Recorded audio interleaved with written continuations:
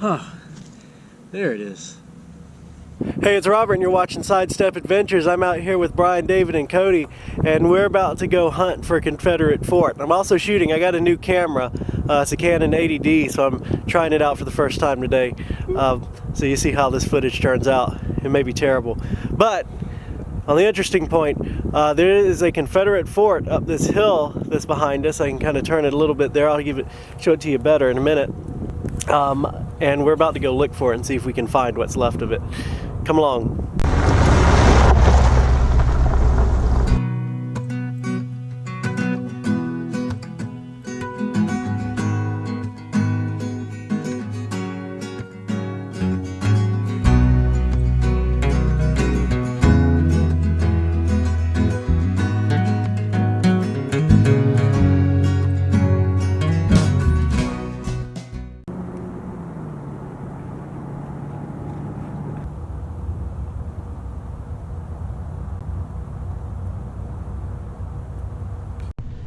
All right, so this hill that you can see behind us is kind of interesting. Brian and I actually came out here before and we're looking for the fort.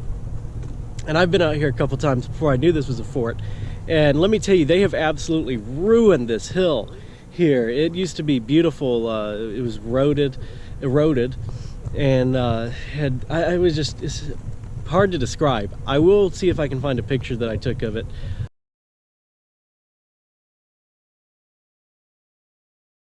But they have bulldozed it all nice and flat, and I don't think there's a lot of interest in preserving the fort site up there, but we're about to go find it, as I told you. But I just wanted to add in about how much this hill has been changed back here. It's just been bulldozed down, and it kind of broke my heart when I saw it for the first time today. But let's get up there. Thank you.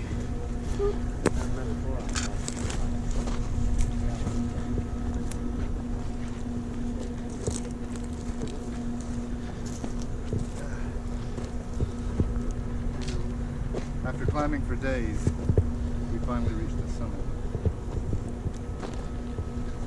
We just reached the plateau. Yeah, we need to hit the summit yet.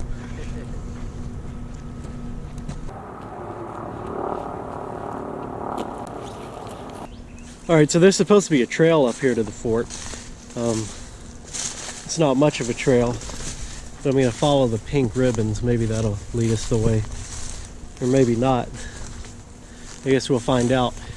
This fort was constructed in the defense of Columbus. It was one of several forts out here. This was fort number 5. During the Civil War, Columbus was one of the South's few industrial centers. There was a Confederate naval yard down here, which created a gunboat and a torpedo boat. That's something on the lens. Anyway, they constructed a Confederate gunboat and a torpedo boat out here in Columbus on the river, and it was, of course, the target of the North, and eventually fell to Wilson's raiders. But these forts were constructed to defend Columbus, and they were earthen forts with cannon emplacements. And I think I've lost the path completely. But these forts were actually unmanned during the Battle of Columbus due to a lack of troops. So they never actually saw any battle. And this fort in particular, it was called Fort Gilmer. Somebody named it that. I'm not entirely sure what that was about. I don't know if that's the official name or not, but all I've seen it called was Fort number 5.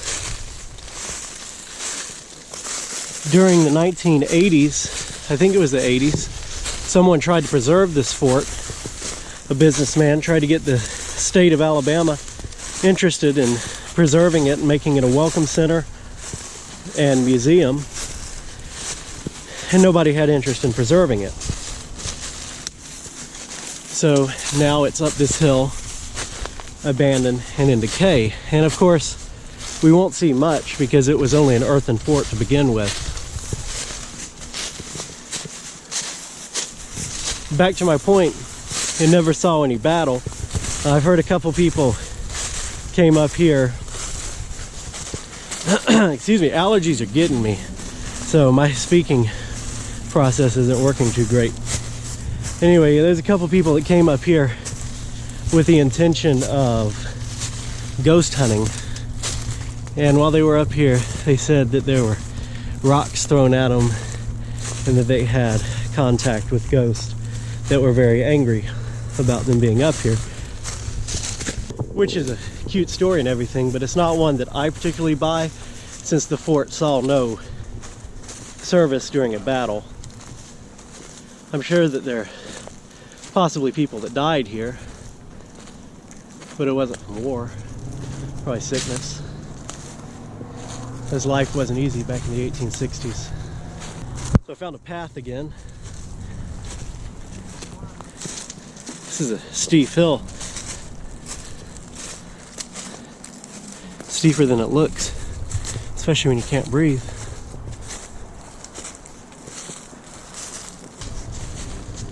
I never used to be allergic to anything up until last year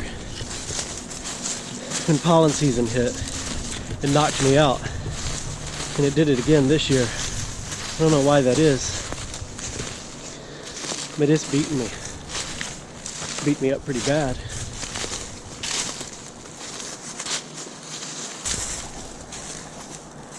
Alright, so if you see the fort before I do, then let me know.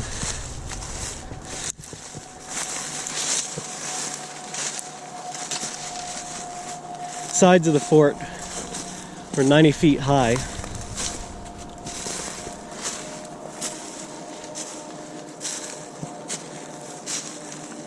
It was shaped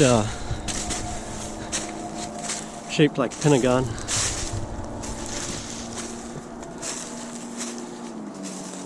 There was a fence around the fort, so we may be getting close. And that fence has seen better days. Actually, I believe we might be here. That could possibly be earthworks right there. In fact, I bet you that's where we're at, because there's more fence.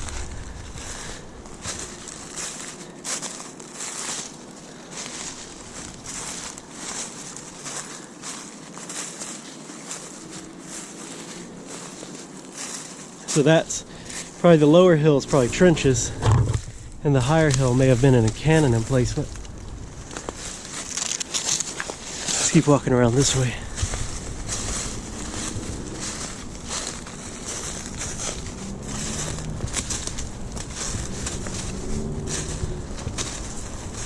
Okay, yep, we're definitely here.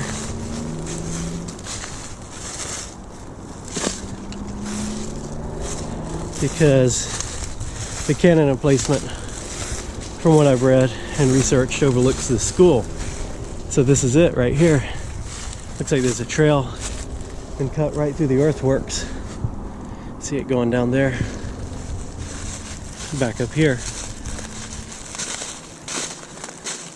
So I would guess that these were trenches. You can see right here is the trenches around the fort. And up here is going to be the cannon emplacement. Yep, that's what this is.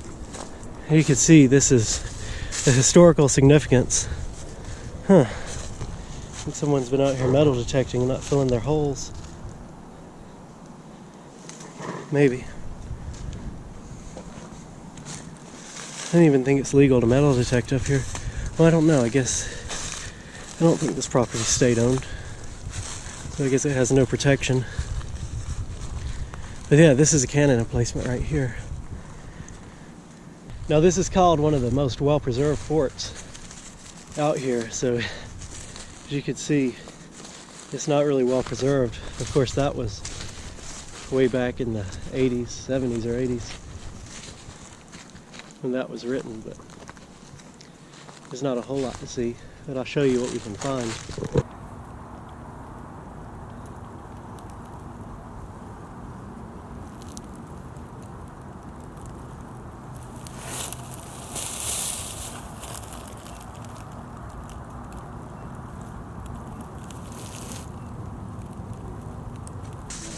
Alright, so this right here is a definite site of a cannon emplacement. From what I've researched, it overlooked the high school down there. And so this is the perfect place that overlooks the high school.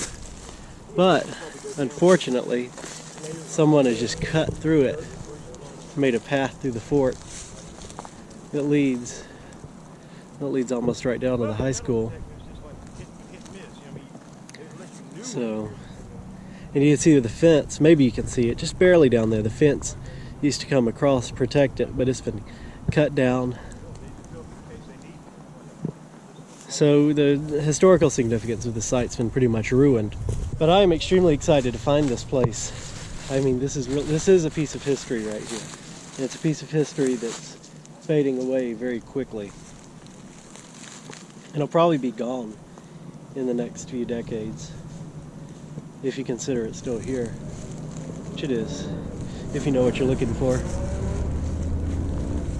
And it's pretty cool. I know I've heard some people, this tract that the fort is on goes all the way back behind some stores, because it's right off the highway, as you can hear. And there's a shopping center and stuff down there.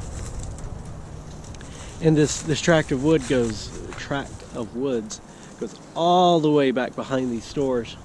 And people have been exploring these woods for a long time. Obviously, we're not the first people up here, as you can see from the damage and stuff. And someone found a Confederate bayonet in a tree up here. It had been here for a real long time. That's pretty cool that you find that still out here.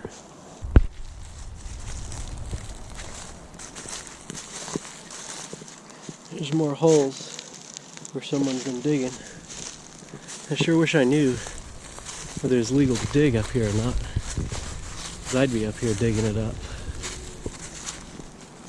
And normally, I would not say that about a historic site. I wouldn't want to dig it up like that, but it's already been messed up, so.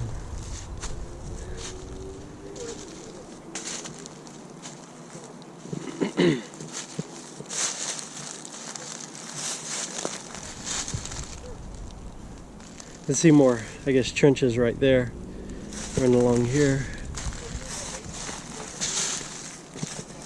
The way this tree's grown up in the middle of the fort. That's pretty cool. Everything's blooming. And spring came early here this year. It's only March. March, whatever the day is. And everything's blooming. Maybe it came early, I don't know. I'm in an allergy fog, so I do apologize about that. There's someone's been up here. I lost their shirt.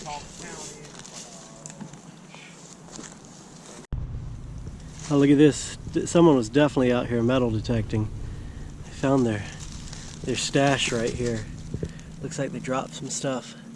That's a Confederate era air tool thing right there. Got some Confederate era pull tabs. Man, right here. Those Confederates were up here tugging Michelob. They sure were. You know what? Even though the last guy left this, I'm gonna pack this out. Alright, let me get preachy here for just a minute. There's more holes someone's been digging out here.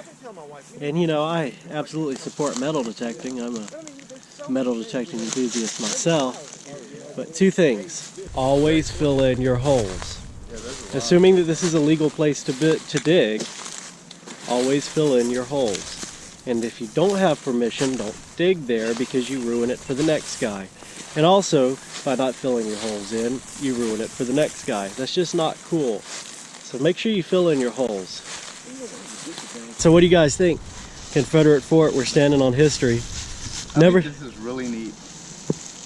And I actually like to say something. I was just talking to the guys just a second ago about Stacy and I used to do our day trips. I haven't done one in a while, but we went to both Chickamauga and Kennesaw Mountain, and both of Kennesaw Mountain, that whole area, is a place for tourists, and now, you know, because it's historical. And at the top of Kennesaw Mountain, you drive up the outside perimeter, kind of leery, and but there's still cannons up there. But there's also earthworks, and there's another place nearby where there's earthworks, a lot of them, and a place where they dug a tunnel trying to get to the other side or whatever, and a big monument. And this is exactly that. This is right here in this area is a Confederate fort with earthworks that other places, you know, preserve, and you know, they ask people to come and look at it and learn from it. And I got to say, from a historical standpoint, because I'm not an archaeologist, and I'm not a historian, but I do highly appreciate history, which is why I'm involved in this project. And this is right here, and it's what other places, you know, preserve. And why is this not preserved? On a military aspect of this, look at this position of this. I mean, it's perfect. You've got 360 degrees that you can, you know, guard against attacking, advancing armies. I mean, strategically, it's a great location. I mean, you know, as a military perspective, looking at it, I mean, it's perfect. I mean, they picked a good spot to defend. I mean, because they can see in all directions anything advancing, even at long distances. I mean, miles. Hey, you know what? I didn't think about this. Maybe the Confederate gold is hidden up here. I could smell it. Actually, I can't. I can't smell anything right now.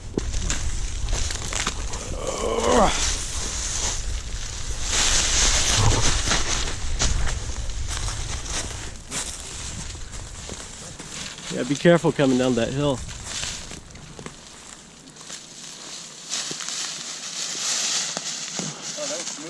Yeah, David did a lot better than I did. So here's another, I'm gonna guess that this was trench works right here.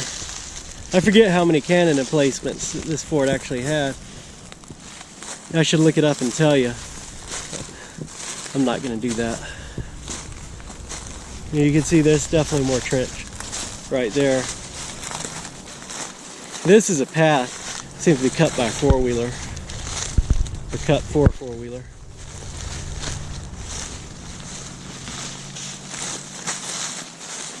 But I believe that we've already seen the most well-preserved part of the fort. You can see there's more fencing. So we are still in the area with the earthworks.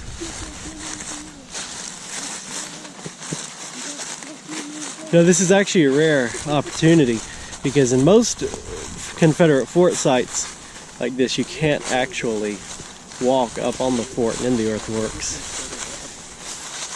And nobody really cares enough about this one to preserve it, so you do get that first-hand opportunity. So the fence kind of drops off right there and goes back. Oh, you can see it used to go back right there, and somebody's cut it out for this four-wheeler path, and then goes back that way. Oh, it peaks. Just how high the hill is. Yeah. but we were discussing on the way down, could you imagine being the guys that had to drag those cannons up this embankment? That had to be, I mean, they were small statured people then, not compared to standard we are today. We were big people, but they were small people. I mean, smaller than Cody. Geez, it probably took a bunch of them to drag them up there, but they did it. They did it.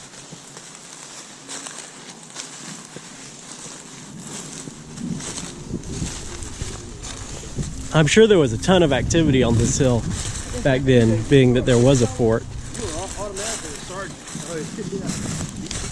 So there's no telling what's buried up here.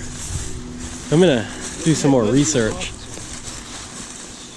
and see if I can get permission to come up here and dig.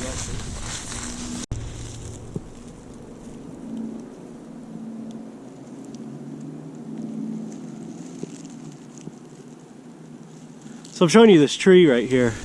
There's the tail of the bent tree. It's a southern thing where Native Americans used to bend trees over like this.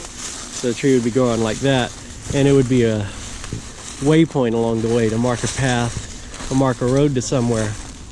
Now that one, I don't think that one is from Native Americans doing that. But that tree could have, it's possible, there's about this much possibility that that tree was damaged or suffered trauma around the time of the Civil War, or when this fort was created. Of course, the tree looks kind of small, but it may have remained small due to the trauma it suffered. And this was, while we're not on a battlefield, there is a battlefield through those woods that way. And the battlefield has been completely destroyed by modern development. But it was the Battle of Columbus, which was the last battle of the Civil War. And during that battle, I believe there was great casualties lost on both sides. And I've talked about this before in another video. They burned down the lower bridge. I think there were, because the Northern Army came from, Wilson's Raiders came from Alabama and crossed over into Columbus from here. And that's why they, whoa, I'm caught. All right. So they burned the lower bridge into Columbus in an effort to funnel the Northern soldiers into Columbus from Alabama and be able to hold them off. And the battle was primarily fought where the 14th Street Bridge is today. And I show you that bridge in my other video, which is titled, let me think, it's titled Historic Dam and Last Battle of the Civil War. But the battle was fought there, and Dr. Pemberton, who created Coca-Cola, was shot and wounded on that bridge. Or was he stabbed? I always forget that. And his injuries, his war injuries, because he fought for the Confederacy, is one of the reasons that he created Coca-Cola. That and also his morphine addiction, which stemmed from his battle injuries as well. And so this was the site of the last battle of the Civil War. Not here, but this town was the site of the last battle of the Civil War. And like I said, the battlefield itself has been destroyed. But there's a lot of that history here. And most of it did not happen until late in the war. But it still happened here. And it's still pretty cool. I believe, if I'm not mistaken, and I could be mistaken here, but I believe that the Battle of Columbus actually happened after the Civil War ended, but they had not gotten word yet that the Confederacy had surrendered. I could be mistaken on that point. I have to look it up. Probably shouldn't say stuff that I don't know for sure. But it'll be alright. You can Google it. Or I can Google it later. But it's pretty cool. I love it all. Alright, we're back down now, almost where we started. And so the fort is actually still up there where we just came from. And this was the side of this hill that we've talked about that's been messed with.